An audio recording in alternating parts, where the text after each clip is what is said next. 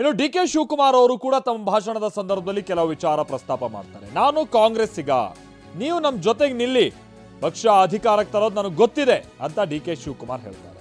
KPCC ಸಭೆಯಲ್ಲಿ DCM D K Shivakumar ಅವರ ಮಾತುಗಳಾಗಿತ್ತಿದ್ದು,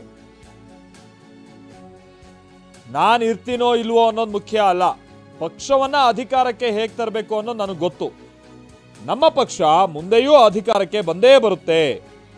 ಇದು ಕೆಪಿಸಿಸಿ ಸಭೆಯಲ್ಲಿ ಡಿಸಿಎಂ ಡಿ ಕೆ ಶಿವಕುಮಾರ್ ಅವರ ಮಾತುಗಳಾಗಿತ್ತು.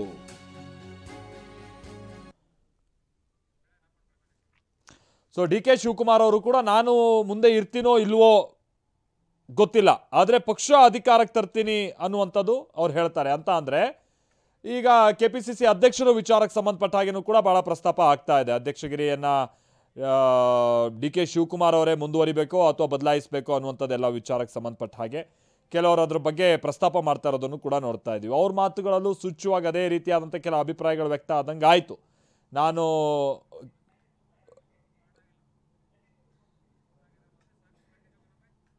ನಾನು ಇರ್ತೀನೋ ಇಲ್ವೋ ಅನ್ನೋದು ಮುಖ್ಯ ಅಲ್ಲ, ಪಕ್ಷ ಅಧಿಕಾರಕ್ಕೆ ತರೋದು ಗೊತ್ತಿದೆ ಅಂತ. ಹೀಗೆ ಮುಖ್ಯಮಂತ್ರಿಗಳು ಒಂದ್ ಕಡೆ ತ್ಯಾಗದ ಮಾತನ್ನಾಡಿದ್ರೆ, ಡಿ ಕೆ ಶಿವಕುಮಾರ್ ಅವರು ನಾನು ಮುಂದುವರಿತೀನೋ ಅಥವಾ ನಾನು ಇರ್ತೀನೋ ಇಲ್ವೋ ಅನ್ನುವಂಥದ್ದು ಮುಖ್ಯ ಅಲ್ಲ, ಪಕ್ಷವನ್ನು ಅಧಿಕಾರಕ್ಕೆ ತರೋದು ಗೊತ್ತಿದೆ. ಈ ಥರದ ಕೆಲವು ವಿಚಾರಗಳು ಪ್ರಸ್ತಾಪ ಆಗಿರುವಂಥದ್ದು ಬಹಳ ವಿಶ್ಲೇಷಣೆಗೆ ಒಳಪಡಬಹುದು.